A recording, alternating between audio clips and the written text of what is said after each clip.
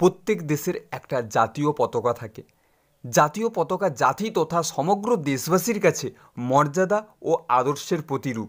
সেজন্য যথেষ্ট সৌজন্যের সঙ্গে জাতীয় পতাকার মর্যাদা রক্ষা করা প্রত্যেক নাগরিকের মৌলিক কর্তব্য।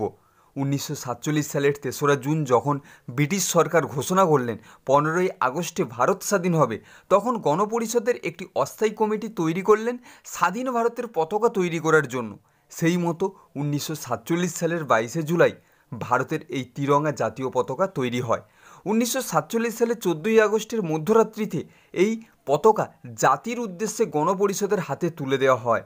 ভারতের জাতীয় পতাকা ত্রিবর্ণ রঞ্জিত, অর্থাৎ আমরা যে প্রথমে উপরের যে রঙটি দেখতে পাই সে রঙটি হচ্ছে গেরুয়া, যার অর্থ হচ্ছে ত্যাগ, স্বার্থহীনতা ও সৌজন্যের প্রতীক।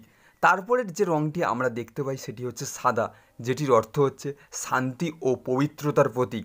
এবং আমরা নিচে যে রঙটি দেখতে পাই সেটি হচ্ছে গাঢ় সবুজ, যার অর্থ হচ্ছে নির্ভীকতা, সুজলা সুফলা সমৃদ্ধ ভূমি ও তারুণ্যের প্রতীক। আর আমরা যে অশোক চক্রটি দেখতে পাই সেটি হচ্ছে দেশের উন্নতি ও প্রগতির প্রতীক। আর অশোক চক্রের 24টি কাঁটা দিয়ে বোঝা যায় যে এই গতি সর্বক্ষণের। আর এই জাতীয় পতাকার নকশা তৈরি করেন পিঙ্গালি ভেঙ্কাইয়া।